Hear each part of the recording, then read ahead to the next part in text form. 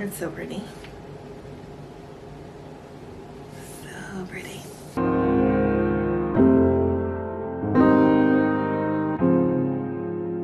Hey YouTube, it's Janae, aka Everyday Janae, formerly known as the Natural of the City, and it's been a minute. But I'm back now. Today I am sipping on the incomparable Basil Hayden, a pristine 80 proof high rye bourbon whiskey with a cubed ice. And I say that with air quotes because the ice program here sucks. If you read the title, you know that today we are going to be talking about a MacBook that I purchased from the Apple website for less than $800, which is an upgrade for me price-wise because I paid over $1,900 for my first one. And I'm very excited to open this box, but I wanted to share it on camera. I purchased it to replace my old Mac, which I broke 4 years ago.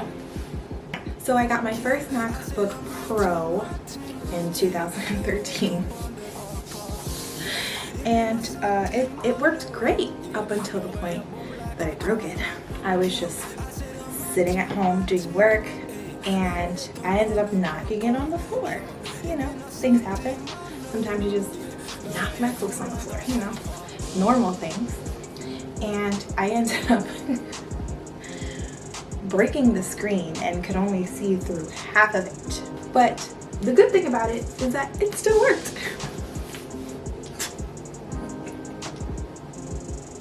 And I used this up until last year.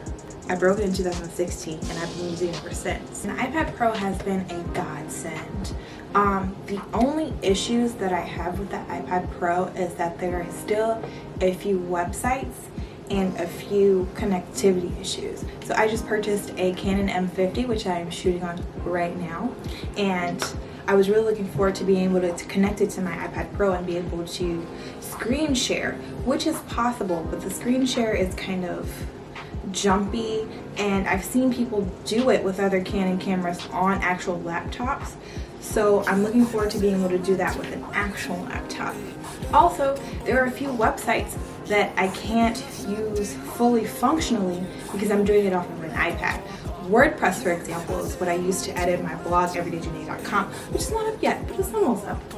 And writing blog posts is just really hard because there are a lot of elements that I cannot use on the iPad setup. It has to be done from a laptop. And even though this laptop is still fully functional,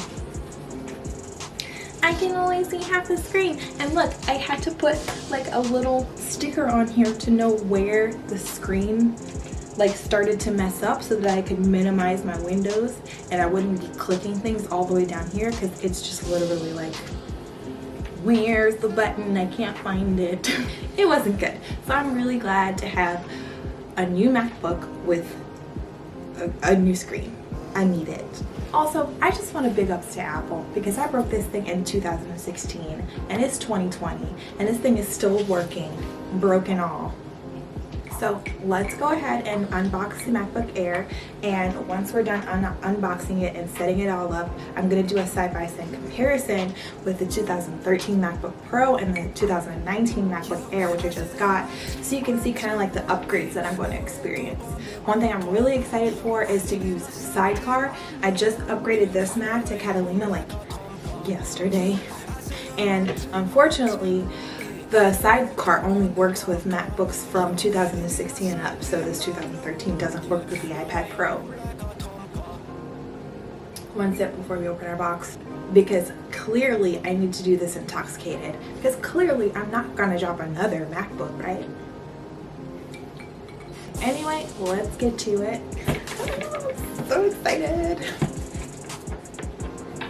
It's like Christmas. Also, while I'm opening this box, the reason I went for Refurbished 2019 Mac instead of just spending the money, and I calculated it was only like $250 more to get a new 2020 Mac base model, was because, you know, we're still in quarantine right now, and for those of you who don't know, probably everybody, I daylight as a cocktail bartender. So I am not working. And this one seems like the better bang for my buck. Got open. I got this in here good. Okay. It's like got its own like conveyor belt thing in here. And here it is. And it says Apple certified refurbished at the bottom. Oh, I was about to grab my scissors, but then I realized that there was a tab right here to pull it down for small people like me. So another reason why I decided to get a refurbished Mac is that they have to pass the same test that all new Macs do. They all come with a new aluminum casing and a new battery as well. It also comes with a 1-year warranty, and you also get 90 days of free technical support. You also have the option to buy Apple Care after purchase, which I haven't done, but I probably need to do that seeing that I broke my other one. So yeah, I'm gonna do that. Just gonna, it's like suspense. This thing is like slow rolling off. I think they do that on purpose, you know? And it's so pretty. It's so pretty. Like me. Take this protective paper off. Y'all, if I drop this thing, I don't know what I do. I probably fall out and call for a new one or buy a new one the next day. This is so cute. And it's like, it reminds me of my MacBook, not like, at least size wise it does. I don't know if you can see. I can't. But it's like super sleek and super sexy.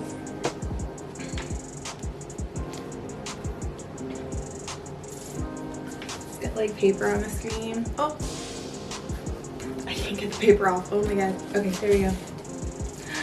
Oh my god. Obviously I got the gold, aka rose gold. It's so pretty. This will turn it so you can see a little bit. To use English as the main language, press the return key. Okay, girl, shoot. As you wish. She ain't gotta tell me twice. So I feel I have to mention that in the box with the MacBook Air also comes a dual USB-C cord and the wall plug-in, of course. One of the things that I always hated about Mac chargers is that they have that like rubbery consistency on this outside that kind of just says, oh, you know I'm about to get dirty. It's long.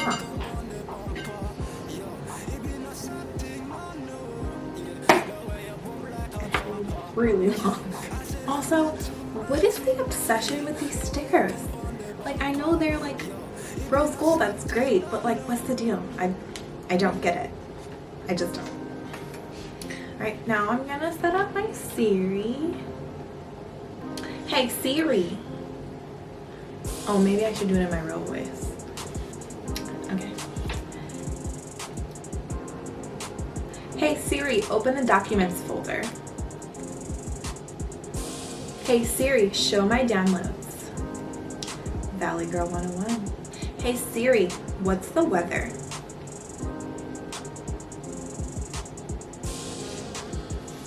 Hey Siri, what does the rest of my day look like? Because clearly she's got it. Siri's ready. So another thing that's different about this MacBook from my previous one is that it has Touch ID, and the Touch ID sensor is right here. And I'm about to set that up really quickly. I don't know if you can see. Keep just kind of like rotating my finger until it's ready. So it is almost done setting up. And one thing that I forgot to mention and forgot to show you while I was setting it up is that this MacBook also has True Tone abilities. And it's all different. I'm so excited. I'm most excited to see this bar again. I haven't seen this bar on my MacBook in years. So excited. So now that I'm all done setting it up, I'm going to go ahead and turn the camera onto the computer and show you some of the capabilities of the MacBook Air with macOS Catalina. I'm also going to show you some of the differences between this MacBook Air and my 2013 MacBook Pro. So the only things that are the same on these MacBooks are the display and the camera. They both have Retina display with the same resolution, but the Air has True Tone technology. They both also have the same 720p FaceTime HD camera. The Wi-Fi capability on them is also relatively the same, but the Air has an updated Bluetooth version. The 2013 MacBook Pro has a 2.4 GHz dual-core Intel i5 processor, and the Air has a 1.6 GHz to 2.9 GHz, while the new MacBook Air has a boost up to 3.6 GHz. The Pro has 4 GB of RAM, which is horrible. This computer would freeze up all the time, and I hated it. But the Air has 8 GB, so hopefully you will be able to do more at once than the Pro. The Pro is heavier by almost 3/4 of a pound, and it's also bigger. For video output, the Pro has an HDMI and the Air uses 2 Thunderbolt 3 USB-C ports. They both support the same output displays, but the Air has 2 times better resolution than the Pro. They both have headphone jacks, but the Pro has 2 mics while the Air has 3. On the keyboard, the only differences are the addition of a Touch ID sensor and the fact that the Pro has the inverted T arrow keys, while the Air's arrow keys are the same, more shallow and less clicky than the MacBook Pro. It's really a pleasant typing experience. I feel like if I was typing a paper or maybe writing a story or something, that this would be really comfortable. Alright, well thank y'all so much for watching. I really appreciate it. If you like this video, please give your girl a thumbs up. I was also thinking about doing a video comparing using the 2019 MacBook Air and the 2018 iPad Pro.